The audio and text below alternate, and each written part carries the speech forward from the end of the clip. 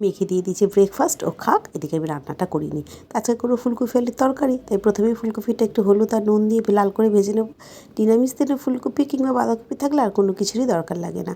তো ফুলকপিটা লাল করে ভাজা হয়ে গেছে, এবার আমি তুলে নেবো। আর একটু তেল দিয়ে ফোড়নে দিলাম তেজপাতা, গোটা জিরে আর গরম মশলা দিয়ে আলুটা লাল করে ভেজে নেব। আলুটা ভাজতে ভাজতে আমি একটা গুঁড়ো মশলার পেস্ট বানিয়ে নিই। তাই আলুটা লাল করে ভাজা হয়ে দিয়ে দিলাম 1 চামচ আদা বাটা দিয়ে ভালো করে একটু নাড়াচাড়া করে নেব।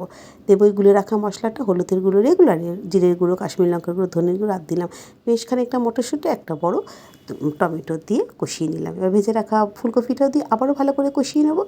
নিজেই মশলা থেকে তেল ছেড়ে যাবে, দিয়ে দিলাম একটু গরম জল দিয়ে অল্প করেই দিলাম, একটু সেদ্ধ হওয়া পর্যন্ত অপেক্ষা করব। এদিকে ডাল দিয়ে খাওয়ার জন্য বেগুন ভেজে নিলাম। আমার বেগুন ভাজা খেতে দারুণ লাগে জানেন। এদিকে তরকারিটাও আমার হয়ে গেছে, একটু ধনেপাতা কুচি ছড়িয়ে নামিয়ে নিই। আর আমি একটু ডাল করবো, কেন মেয়ে না ডাল ছাড়া একদম ভাত খেতে চায় না।